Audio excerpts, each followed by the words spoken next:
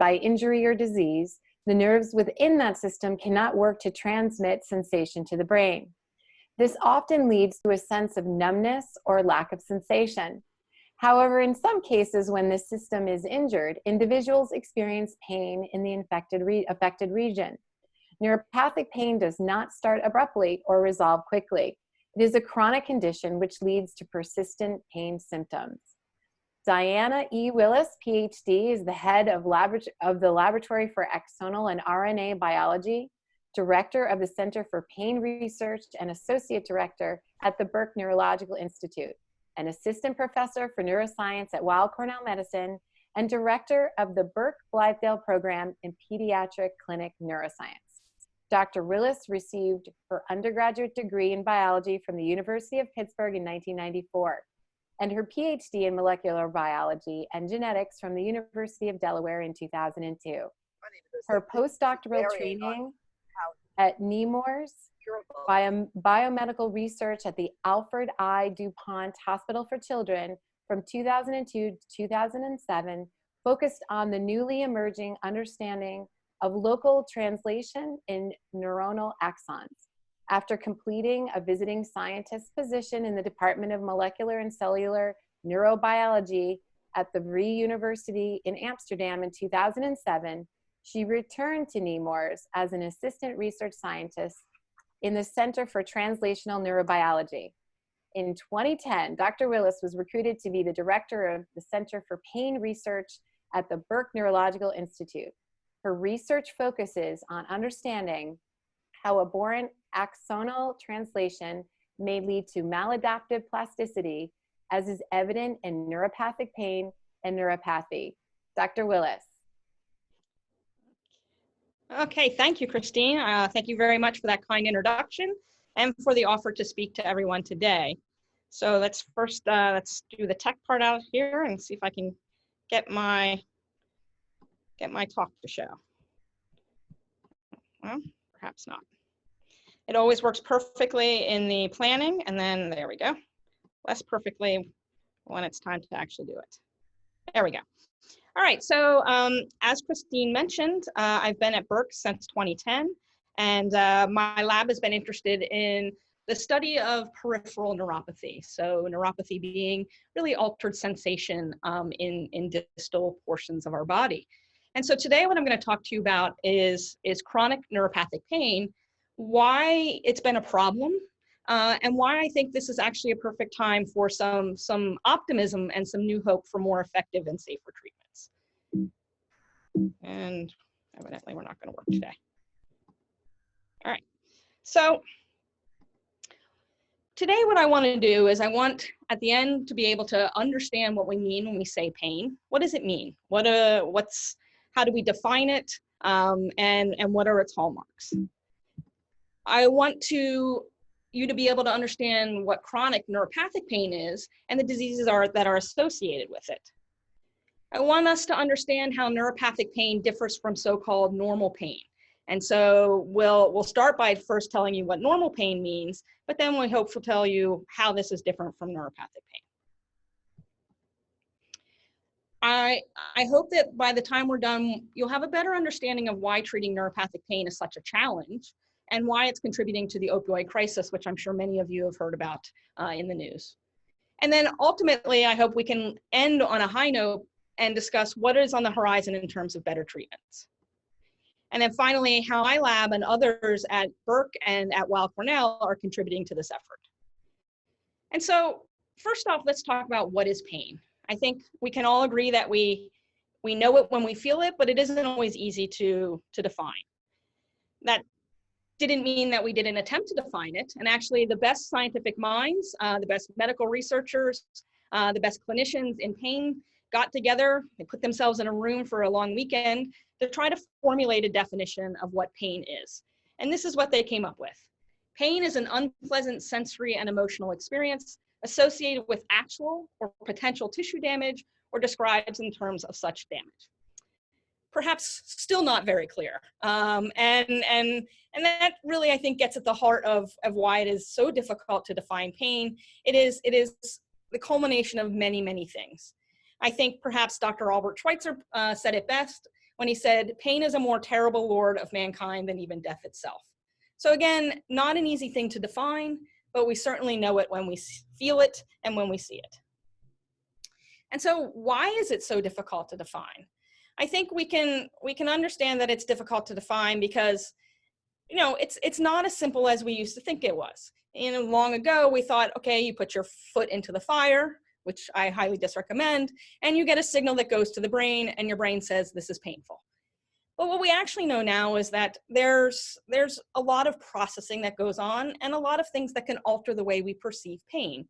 Pain is very much a perception. And of course you have signals that go up from the stimulus to the brain, but you also have signals that go down from the brain back to the foot that's in the fire, hopefully tell it to remove it. And all along this pathway, both up and down, you can have things that modify the way we sense pain. And in that way, this pain is modified by a number of things, both developmental, behavioral, in terms of personality and cultural factors. So for example, prior experience. If I have burned my hand in the past, and I remember what it was like, I remember how long it took to recover from that. I remember what it felt like when it blistered. I remembered how I couldn't do things the way I'd normally done. And now I burn myself again. My prior experience with a very similar type of injury has now modified the way in which I perceive that pain. Because now I'm not just simply thinking about what does my hand feel like, but I'm thinking about, oh my gosh, this is going to mean a week of pain. This is going to mean blisters. This is going to mean I'm not going to be able to work. And so all of that goes into modifying the way in which we perceive pain. And so this isn't the only type of experience that can modify the way we think about pain. It can be modified by our general mood. So are we anxious? I think we could probably all understand this after 4 months of being at home because we couldn't go out. I bet that when we experience a painful stimulus, it now seems much more painful and much more impactful than it did when things were a bit more normal. It's also impacted by both cultural factors, by genetics, by gender. So men and women often perceive pain in different ways. And this has actually been, until about the last 10 years or so, a failing in some of the preclinical and basic research, the failure to take into account these types of differences. So I just said that pain is hard to define. Pain is modified by a lot of different things, and yet we still have to come up with a way of measuring it. And I guess the question is, can we even measure it? I think most of us have probably been to a doctor's office or to the hospital, and we've seen charts like this. These have different names based on who developed them. One of the more common is called the Mosby pain chart, and someone will come in and say, "How's your pain level today?" And you'll say, "Well, today it's a 5, or today it's a 7.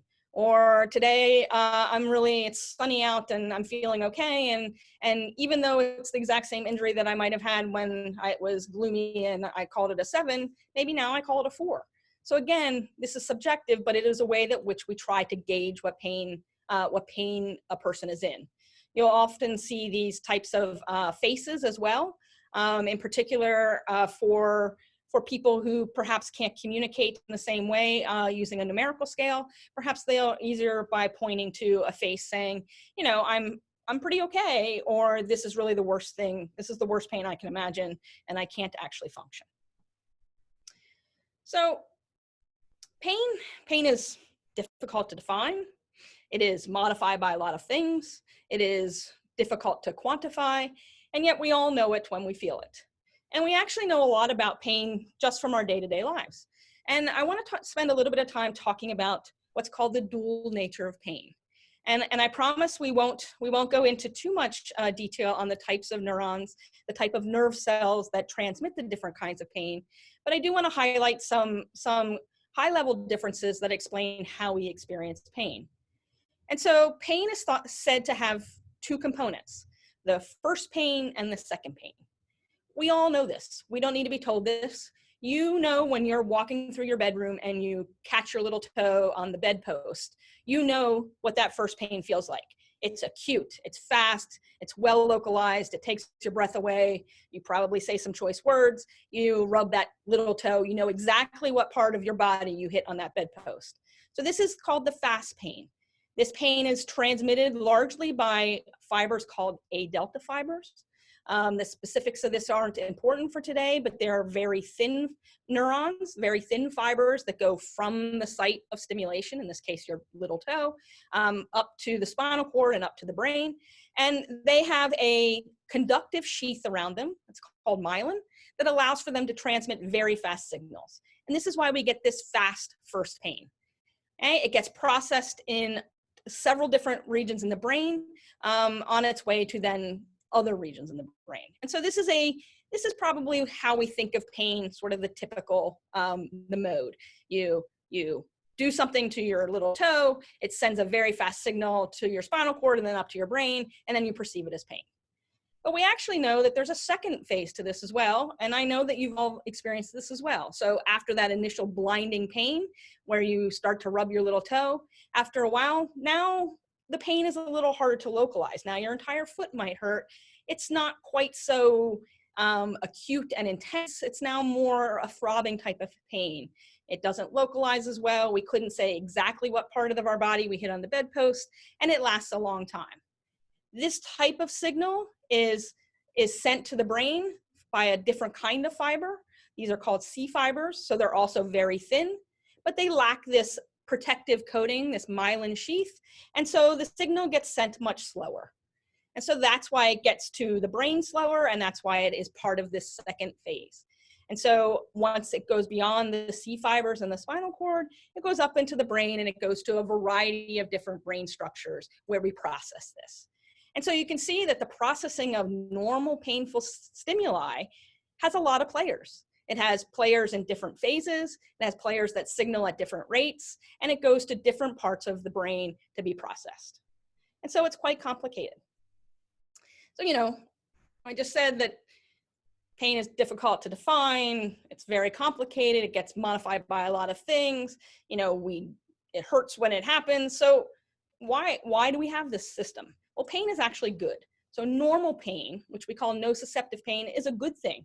And so it's what allows us to be able to differentiate between a stimuli that's not damaging, so being touched by a feather or putting on a sock, and a stimuli that could be damaging, hitting our hand with a hammer. So we need to be able to know not to hit our hands with hammers, and the way that we know this is because it drives a painful stimulus, a painful signal into our brain. The same with things that are hot, things that are cold. So it's a way of protecting our tissue and our body and our bones and our skin from damage that could lead to pretty catastrophic results if we don't have a way of recognizing the stimulus as being painful.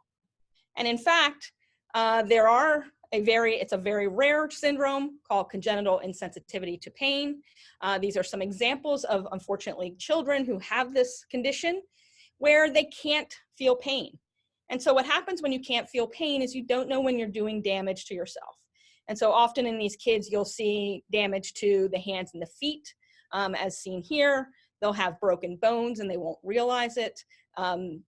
Not getting your broken bones set properly can lead to really catastrophic conditions and ultimately to death. If you don't know if your appendix is bursting because you can't feel the pain, you could see how this is a very serious condition. And so pain is important. We need pain. We need pain to be protected. And unfortunately, most people with congenital insensitivity to pain actually die quite young because they lack this protective mechanism. Right, so pain is good. Pain is what we call physiological. It's something that is normal. It's something that we need to have in order to function normally. But not all pain is physiological. Some is what we call pathophysiological. Well, we like to use fancy words for actually very easy concepts. And so really all this means is not all pain is normal, and some is the result of either disordered or a disease condition. And so I think this is where we're going to spend the majority of our time today, is talking about, you know, what this means, what it means to have a non-normal pain response, and how it comes about, and what we think we can do to try to alleviate it. But before we begin that, I need to make sure everybody understands what we're talking about here. So pain, we've already defined, that unpleasant sensory and emotional experience associated with an actual or potential tissue damage. So hitting your little toe on the bedpost, that is pain. Chronic pain is pain that typically lasts longer than 3 months. Now, this can be normal, this can be physiological pain, but can also be pathophysiological. And that's where neuropathic pain comes in. Neuropathic pain is pain caused by a lesion of or damage to the somatosensory nervous system. So that system I was just talking about with those fibers that go from the site of sensation into the spinal cord and then up to the brain. So that system, if it becomes damaged, it becomes lesioned, it leads to what we call neuropathic pain. So let's talk a little bit about what are the hallmarks of neuropathic pain. What is it? How does it develop? What does it feel like? So again, these are painful symptoms caused by trauma or lesion to the somatosensory system. And it leads to altered sensation. So Christine mentioned this in the introduction. This could be numbness or it could be hyperexcitability. It could be a lack of ability to sense something or a over-exaggerated response to sensation. So the cardinal symptoms, the symptoms that most people will present with can be demonstrated in this figure here. They are spontaneous pain. You'll just be sitting there watching TV on your couch and all of a sudden it'll feel like someone has just stabbed you in the foot. So a spontaneous pain that comes about independent of any kind of stimulus. And then there are really two important concepts I want you to understand today, that these abnormal responses fall into generally two classes. So one is called allodynia and one is called hyperalgesia.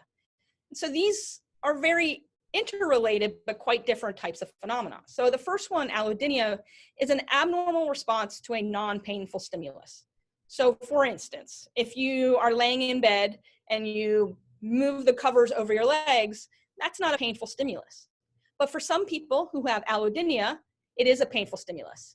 You'll often hear people who have allodynia say, just putting on socks causes pain. Okay, this is obviously a non-painful stimulus that has now been interpreted as a painful stimulus. And the second one, hyperalgesia, is a exaggerated painful response to a painful stimulus. So for instance, a painful stimulus might be cold temperature. So cold temperature, if it gets cold enough, is perceived as a painful stimulus. But when you have hyperalgesia, now the same thing that would be mildly discomforting is now extremely painful. And so these are two very interrelated and connected ideas, but they are quite different responses. So in addition to those types of responses, you could have this, this unpleasant strained sensation, the pins and needles and tingling. So most of us have experienced this at one time or another. You lay on your hand or your arm too long and it goes dead, and then you get that painful kind of pins and needle feeling. Well, in this case, people get that independent of laying on it funny, and it doesn't return to normal. It lasts and persists. Again, you have enhanced thermal sensitivity. This could be both to cold and to hot, or to both.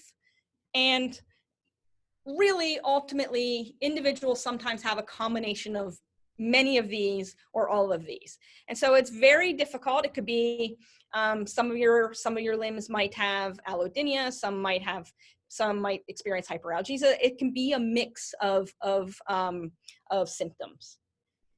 So how prevalent is this? You know, we're spending an hour of your time today talking about this, and why? Why are we talking about this? Well, in the U.S. population, about 330, lots of people, 330 million people. Boy, our population is really expanding these days. 330 million people. Of those, approximately 116 million adults have chronic pain. So remember, chronic pain, anything lasting more than 3 months. Of those, 21 million have neuropathic pain. So this is people who have been diagnosed as having neuropathic pain. I actually believe that this is probably underreported fairly significantly, particularly in the older population. I think that this is likely underdiagnosed. But even still, 21 million people have neuropathic pain. Why do so many people have it? What are the common conditions that are associated with this type of pain? So one of the most common is chemotherapy-induced neuropathy or chemotherapy-induced peripheral neuropathy. And so the rates of this vary depending on the class of chemotherapeutic drug that's being used, anywhere from 20 to 93% of patients, depending on the class. So this is the number one number one reason for limiting the dosage of chemotherapeutics for cancer patients, is because they cannot tolerate the neuropathy symptoms that are being driven by the drug. And so the ability to overcome those would then lead to the ability to treat at appropriate levels and likely lead to increased survival of cancer patients. One of the other most common conditions associated with peripheral neuropathy or neuropathic pain is diabetic neuropathy. Again, I believe this is likely underdiagnosed, but at least 21 out of 100,000 people per year are diagnosed with diabetic neuropathy. And this can be both the numbness type or the enhanced sensitivity type, and you'll see both equally. Also, you'll see it in post-herpetic neuralgia. So the number one complaint following a shingles outbreak is pain. And this is largely pain on the skin, and it can be throughout the entire body. There's also trigeminal neuralgia. Trigeminal neuralgia derives from the nerve that innervates the face. And this is actually a very common neuropathic pain phenotype. You can see it's as prominent, if not more so, than even diabetic neuropathy. And again, largely underdiagnosed, but leads to some pretty devastating alterations of behavior because it causes problem with eating and drinking. It causes pain even when the wind hits the face. So there are lots of ramifications to this in terms of everyday life. And then finally, trauma and injury. So the numbers here are hard to quantify. It depends on the type of injury. So this could be a peripheral injury, such as a foot crush injury that leads to damage to the somatosensory nervous system that doesn't resolve. It could be the result of a central injury, such as stroke. And so there's a variety of different classifications of this, and the numbers would vary based on the type and the location of the injury.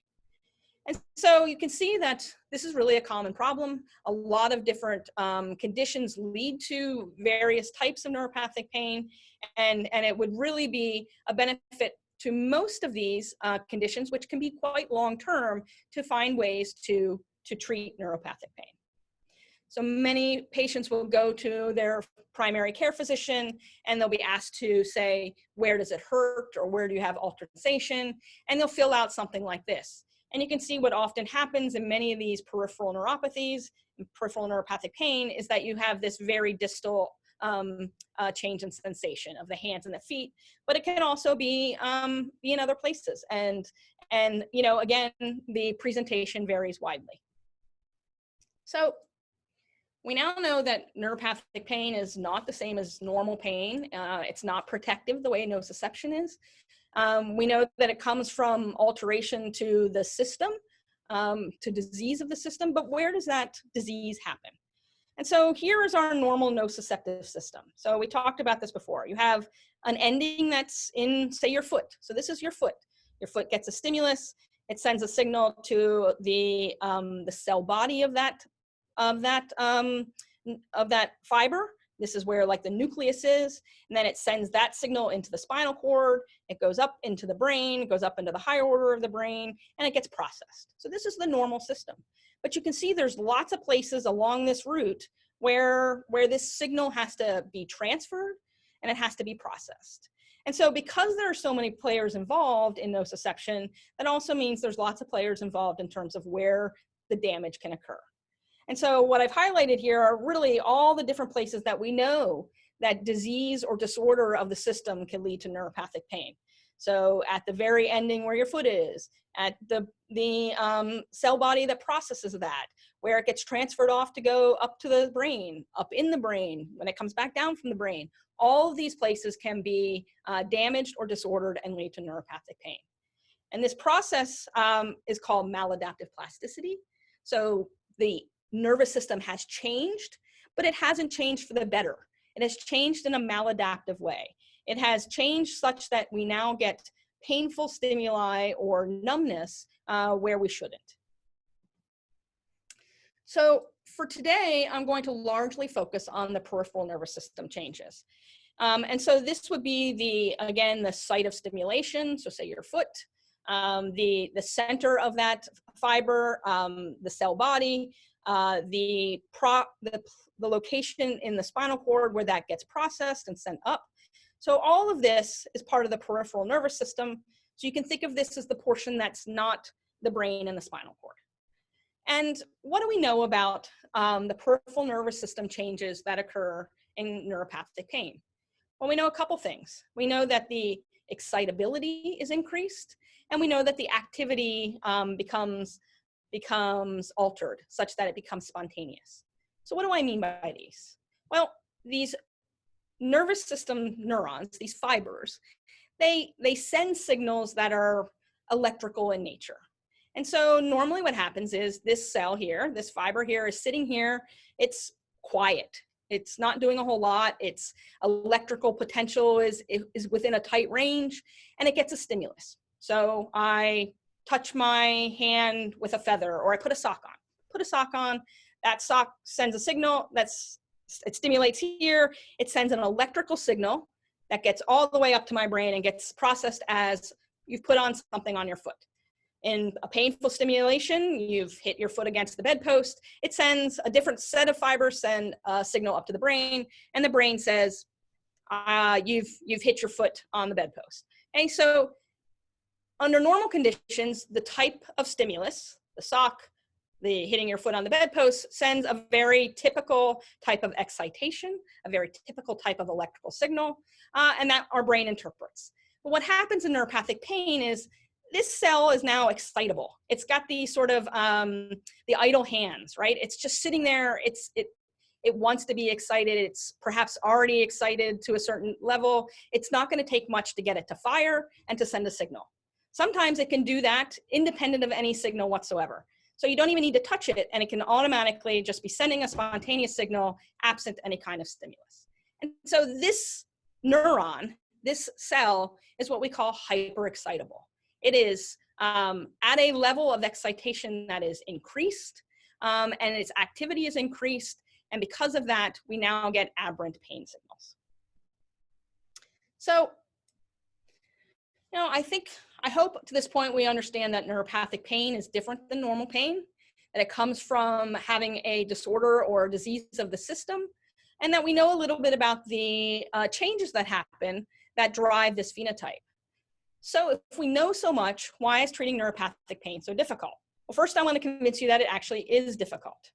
So first of all, probably anywhere between 40 and 70% of people do not receive proper medical treatment for neuropathic pain.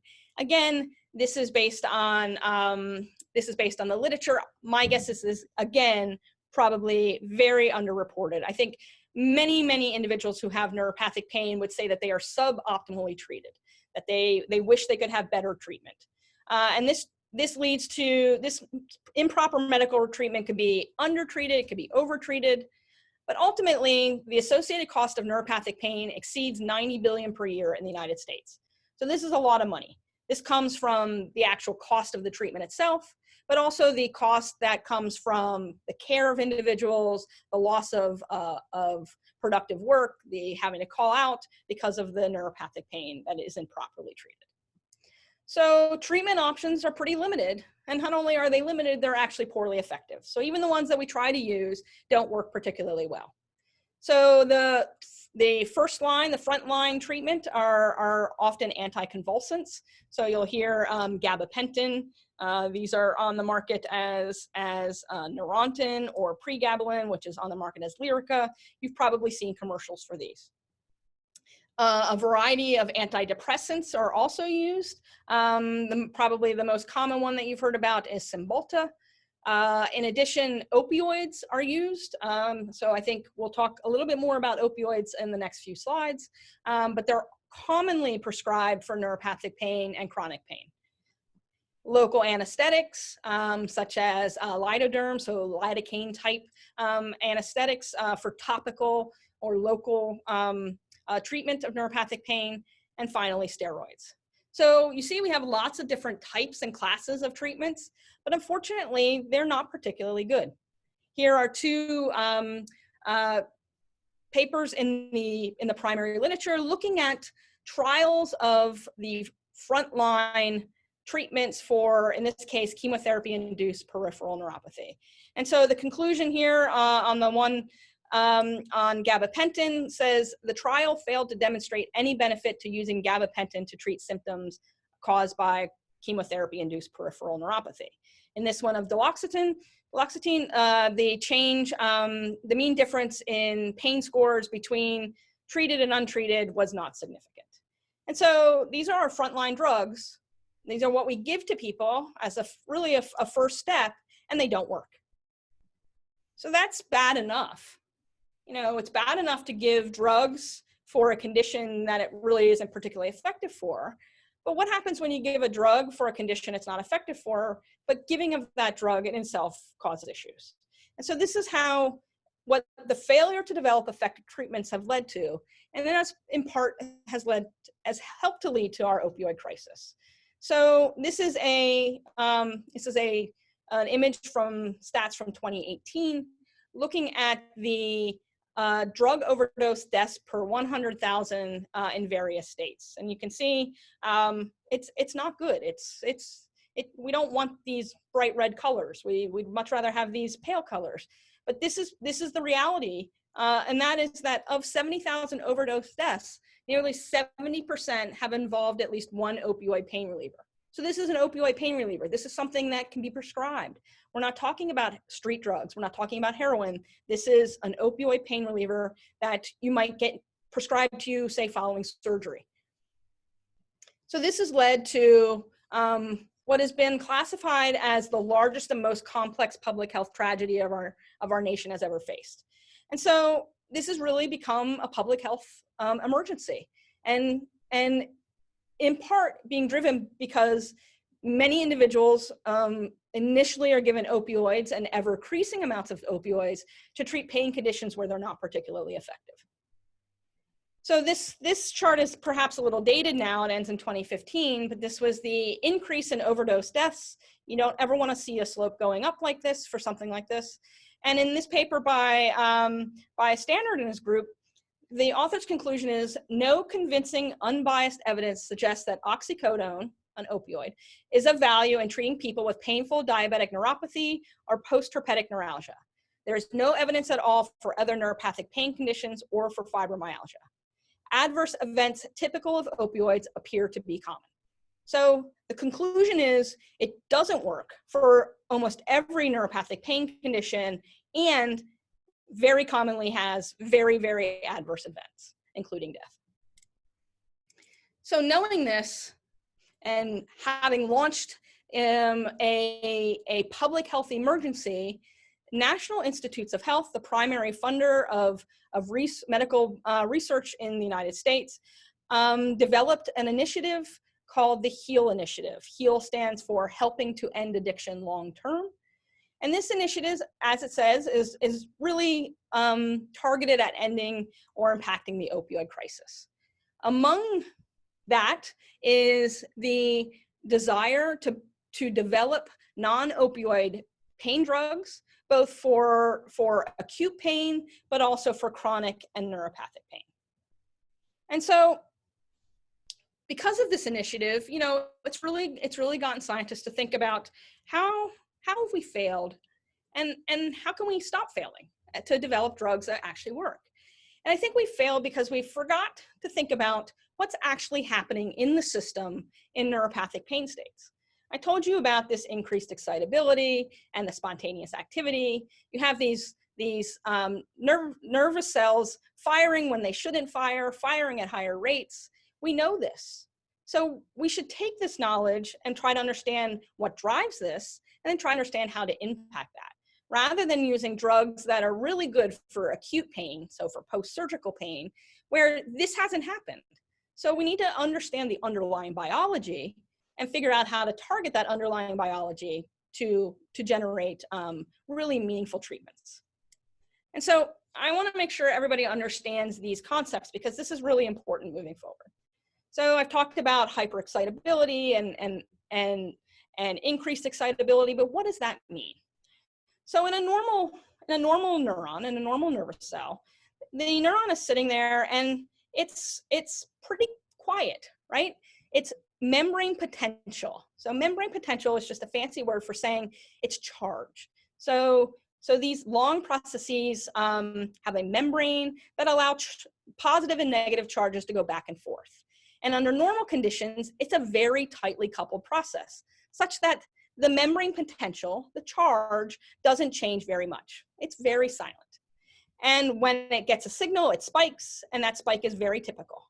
And so what happens when you get a sensory input, so here's your foot, you get a sensory input, that membrane potential gets altered sufficiently to drive a spike that gets sent to the CNS. So first it goes along the process to its cell body, again, where the nucleus is, it gets sent into the spinal cord and then up to the brain. So this is a normal neuron, this is a normal nervous cell. What happens in neuropathic pain? Well, I told you it becomes hyperexcitable. And I hope you can appreciate here that its membrane potential, so its charge, is much less tightly coupled. It's not so defined. It actually swings wildly in the plus and the minus directions. And so it's sitting there charged and ready to go. And so you get this hyperexcitability where now instead of a single spike, you get these trains of spikes. And so what does that look like when you stimulate the system?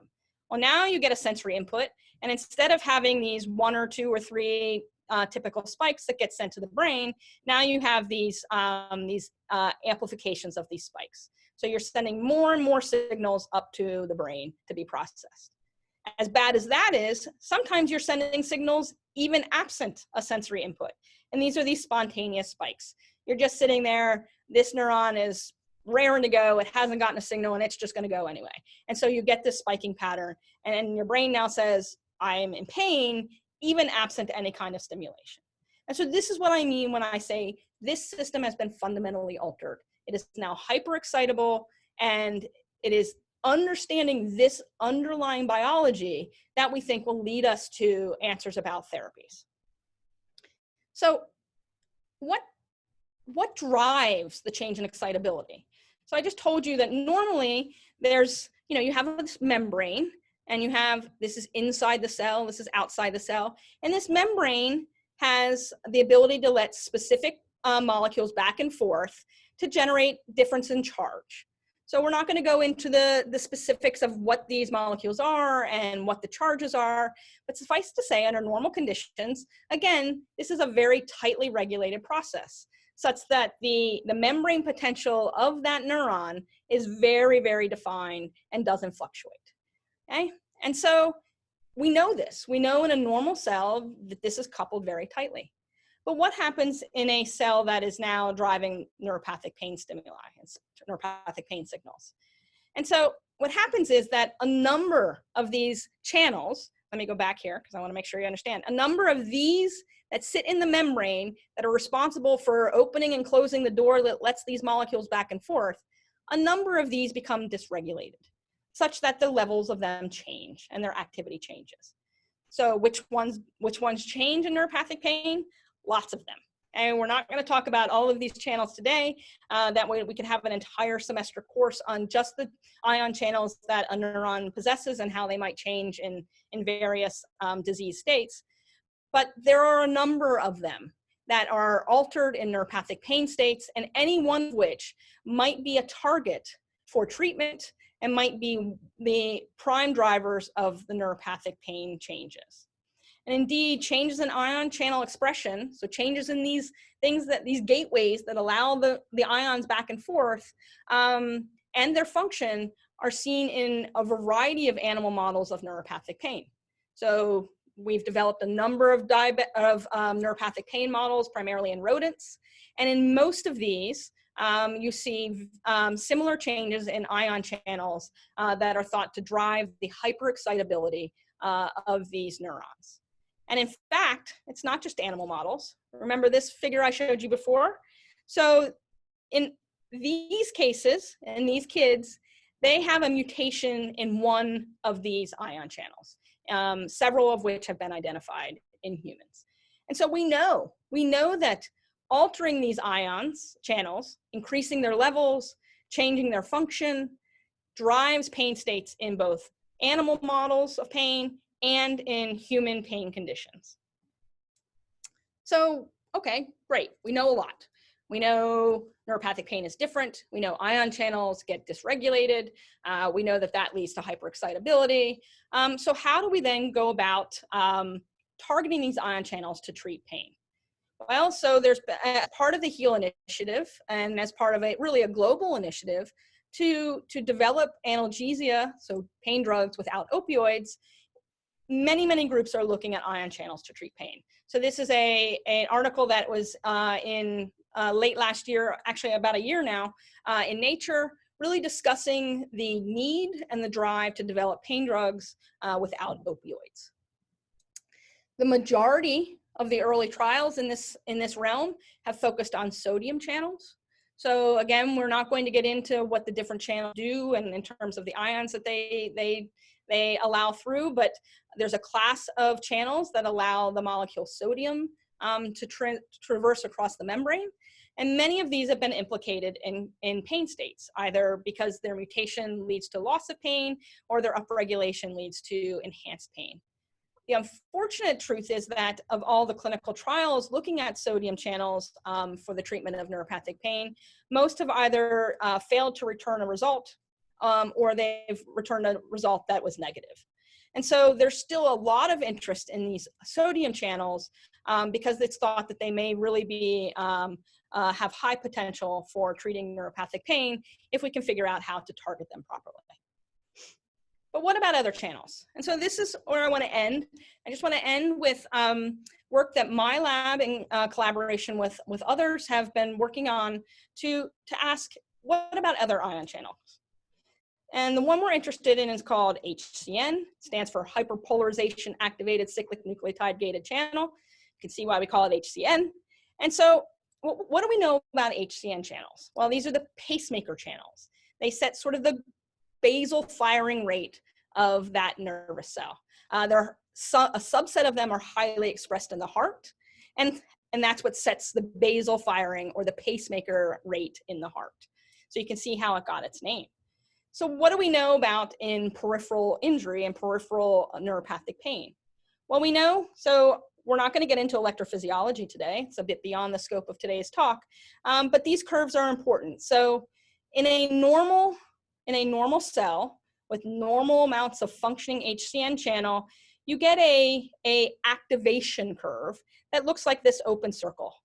Okay, at a specific voltage, you get a certain activation.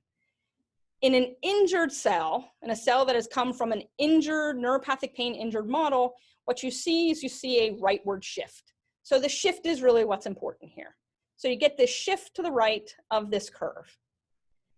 So this is an indication of the hyperexcitability or the change in activation as a result of the pain state that is driven by this very specific ion channel. We also know that the levels of one of these, HCN1, which is the one we're going to talk about for the rest of the time today, is increased almost twofold in chemotherapy-induced peripheral neuropathy. Okay, so what do we know? We know that in pain states, we get a shift in the activation curve that is the result of HCN channels, and we know that HCN channels increase. So this correlation, you can infer that the increase in HCN1 channels has led to this rightward shift, indicating this hyperexcitability. And so at the time, about 5 years ago, my lab was really interested in trying to understand how these HCN1 channels were increased, how their localization, so where they go in the neuron, changed, because we wanted to try to counteract this. We knew that they went up in pain states, and we wanted to bring them back down. That's a really hard molecular biology question to address, is how do you change the levels, expression levels of something that has been increased in a disease state. But there's another way to go about thinking about altering the activity of these channels, and that is by not lowering their levels, but by changing their activity. So remember, you can think of it as a gate, right? These channels sit in the membrane and they act as a gate. They open and let something in, they close and keep things out.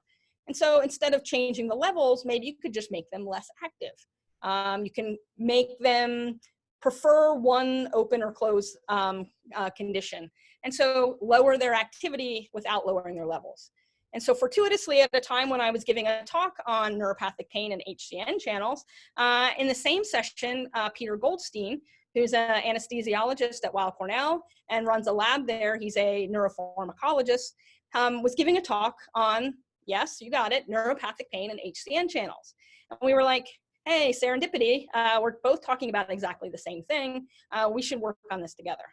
And so that began a long-term collaboration with Peter and his colleagues at Weill Cornell, Gareth Tibbs, who's a really unbelievable electrophysiologist who's really defined much of what is known about HCN channels, and David Warren, who's a chemist and has helped with a lot of the medicinal chemistry as we try to develop a drug. And so armed with this group and the knowledge that we have about HCN channels, we began to ask, instead of changing the numbers of the channels, maybe we can just change their activity. And so can we target HCN channels? Well, we know a fair bit about their structure. And so we know where we would want to go in and target. And so I put a metaphorical stop sign here. We want to target a drug here because that will change its properties. And we hope what will ultimately happen is instead of going rightward shift, we'll be able to shift it leftward. And so the question we asked was, if we develop a drug like this, and that I've now given you basically, probably half a decade of Peter, Gareth, David's life to the development of a molecule such as this. If we treat cells and then ask about the shift, now what we see is in increasing doses of our drug, we see a leftward shift. So we go from 0 amount of drug all the way up to high amounts of drug, we see a leftward shift. So remember, rightward shift is an indication of this hyperexcitability, and now a leftward shift is a returning, we hope, back to a normal amount of excitability in the cell. So what do we know to this point? Well, we know that HCM1 channels are altered in chronic pain states.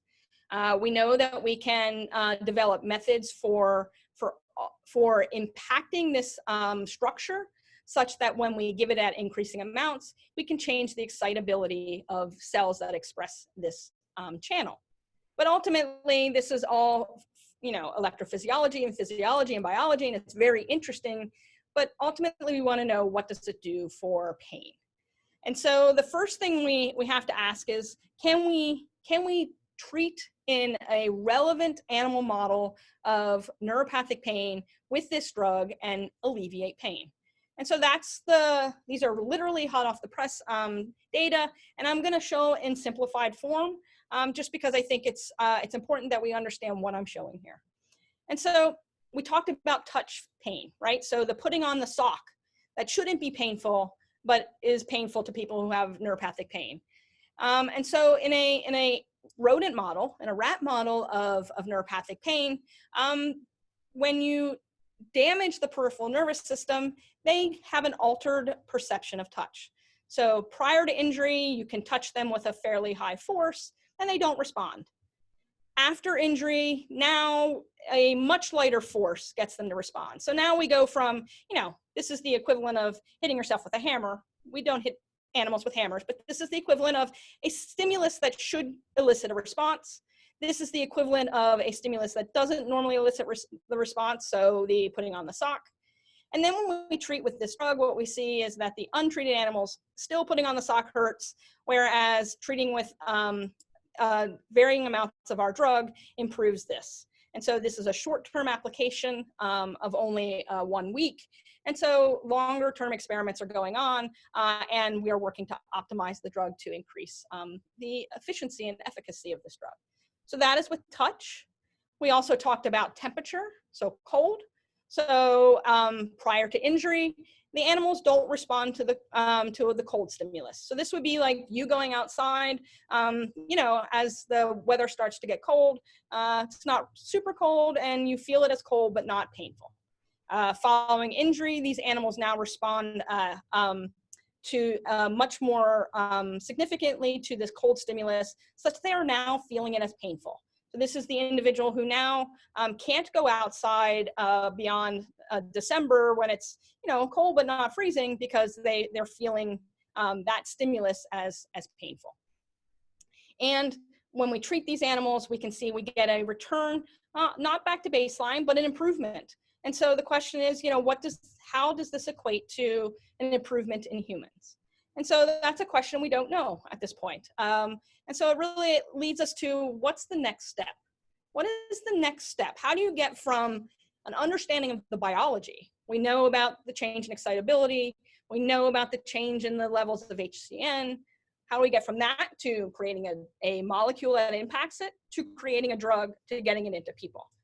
And so this is the sort of typical timeline for getting a drug out of the lab and into people.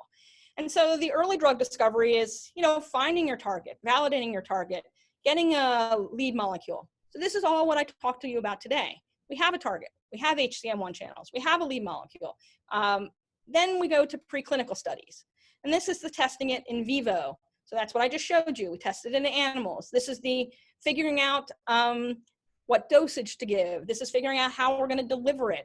So the HEAL initiative is largely centered on really impacting this part, because this is the part that basic science labs like mine and Peter's, that we often fall in. So we're really good at this part. We're really good about the biology of identifying targets and understanding the biology, but how do you then get it to making it into a real drug and getting it into clinical development? And so this is really where we're at this stage with our molecule. This HEAL initiative is a relatively recent initiative. There are a number of drugs that are in this phase, and then some of them have already transitioned through what's called the IND process, so getting this into an investigational new drug process, and trying to get it into individuals for phase 1 through phase 3 trials.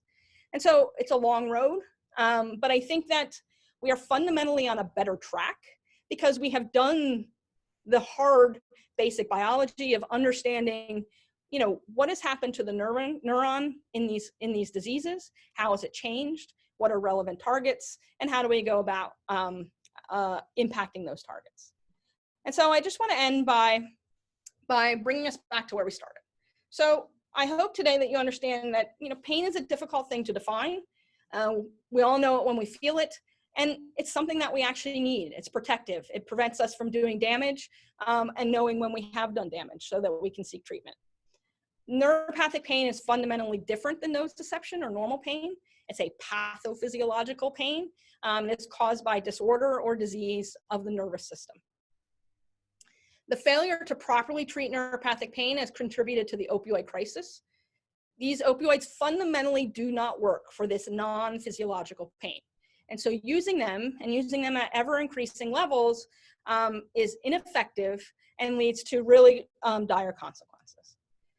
They're ineffective because the neuron has changed in neuropathic pain, such that it's become hyperexcitable.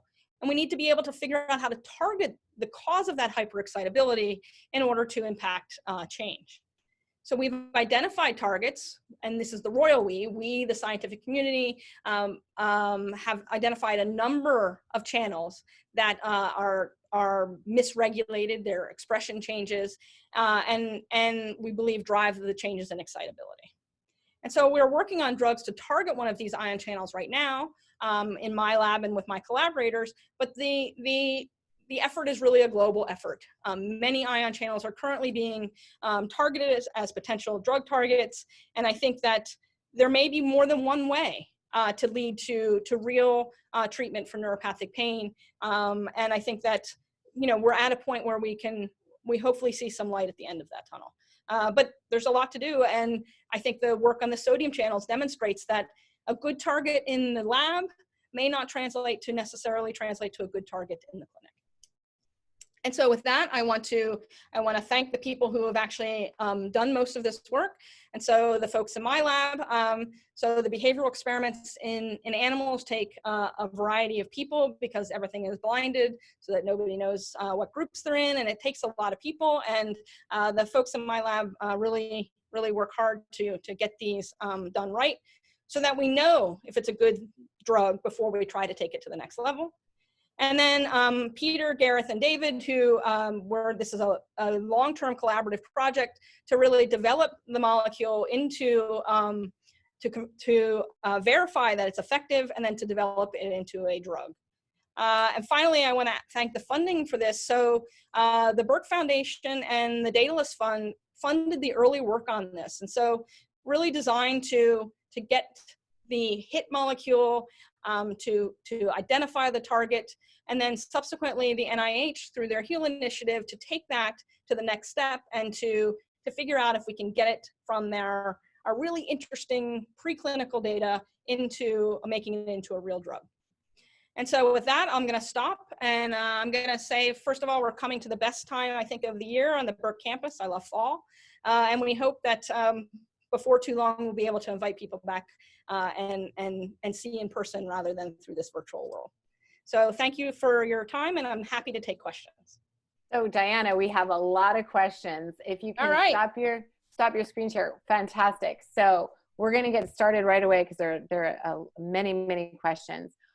First question, are migraine headaches considered chronic neuropathic pain versus, say, like a regular headache being regular pain? So that's a really interesting question, and migraine is really a separate classification. It is certainly can be a chronic pain, and depending on what actually triggers the migraine, it might be considered a neuropathic pain. So for instance, trigeminal neuralgia often triggers migraines, and so it is certainly a chronic pain, and it may very well be considered a neuropathic pain phenotype. Thank you. Next question, and I think you touched on this a little bit. So there are a lot of drug efforts in the preclinical or in animal models, as you were explaining, you know, the investigational drug timeline. Why do you think that ones that seem like they work in animal models don't work in humans? So that's a question that can be asked for a lot of different drug discovery pathways. So I went to a pain meeting a few years back where this very topic was basically a day-long conversation, and it has to do with a lot of things. So first of all, it's really difficult to measure. It's really difficult to model chronic pain, neuropathic pain in a rodent. So rodents are conditioned, are genetically designed not to show pain. They're a prey animal, and so they don't show pain particularly well. And so modeling neuropathic pain in them is difficult. For years, the field primarily used young male rodents for most of the preclinical testing, where in actuality, many of the chronic pain patients in the human population are middle-aged women or older individuals. And so there's been a failure to really design the trials well. And then, you know,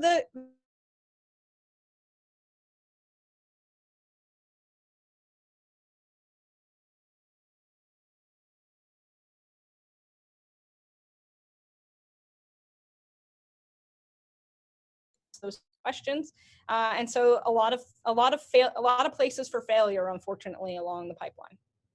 Thank you. Wow, it gives us all a huge respect for all the work that you do. I'm getting a lot of questions about clinical trials, maybe when those will come online, but maybe if you can talk a little bit too about the collaboration between Burke Neurological Institute and Weill Cornell, and maybe how the two entities will work together to bring that to happen.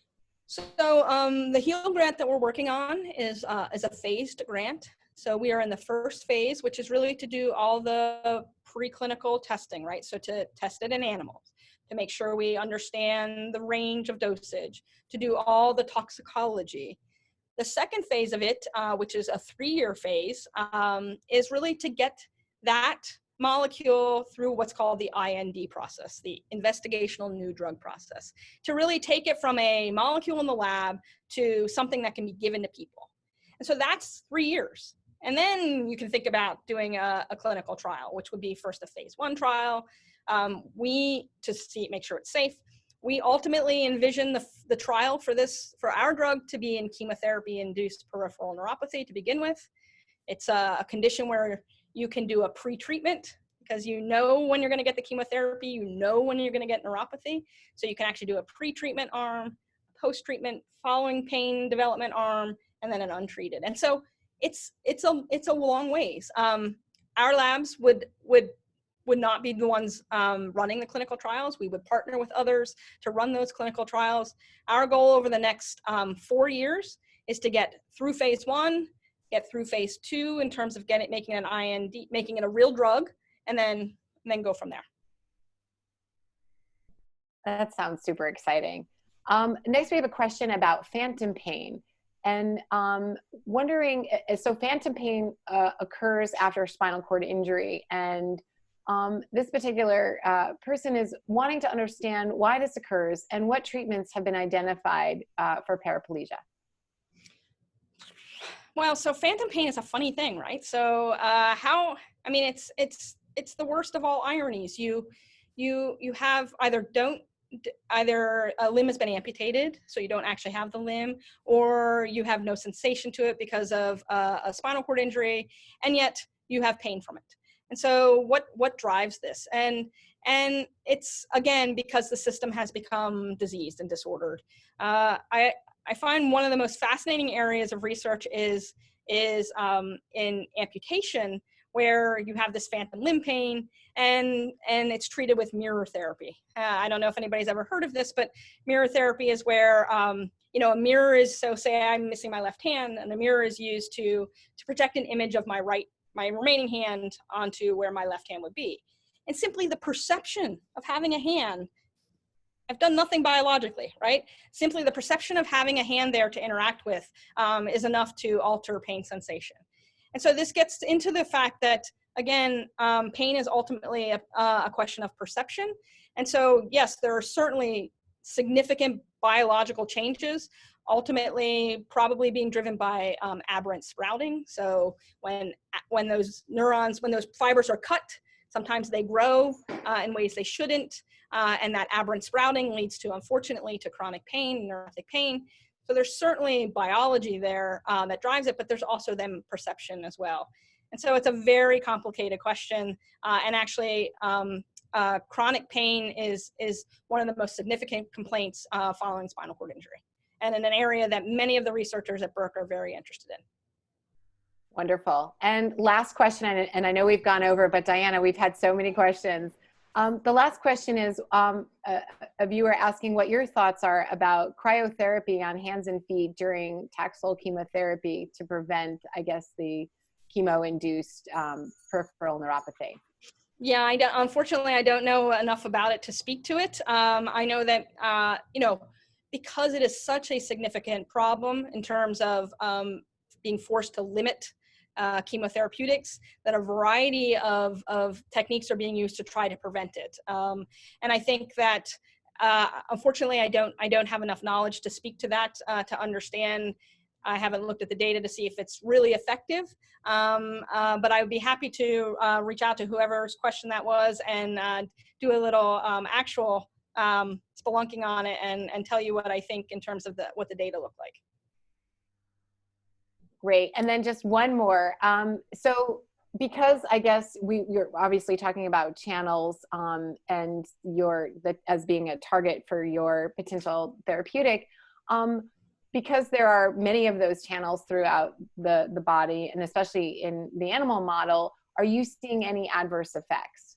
Yeah, so this is actually a really great question, and one that Peter, Garrett, David, and I agonize over all the time. And for every experiment we're doing about pain, we're doing probably 3 experiments on off-target effects. And so we've actually very specifically are targeting HCN1 channels, because HCN1 is most highly expressed in the nervous system, in the neurons. Our drug approach is designed to stay in the periphery, so not to get into the brain, not to go into the CNS. And it is very specifically designed not to interact with HCN channels that are expressed in the heart. So to date, we've seen no cardiac issues, no changes in blood pressure, no changes in heart rate, no changes in drowsiness, so attention and activity. So far so good. But all of those are very critical questions about how do you take, again, a molecule and make it a drug. Thanks so much, Dianna. I think we're out of time, but I do want to encourage everyone, stay tuned to Dr. Willis's research and the following clinical trials and any other work that's going to be done in this area. We send out a bi-monthly communication. So please stay tuned. We'll have all the updates in there. We at Burke Neurological Institute would like to thank everybody for taking their time today and participating today. We've also recorded this webinar, so we will be sending that to you via email. And lastly, we'll be sending out a survey. So if you can just kindly give us your feedback so we can continue to perform this great service to our public. We want you all to have a wonderful weekend and stay well, stay safe, stay informed. Thank you again, Dr. Willis. We really appreciate your time today. Thank you.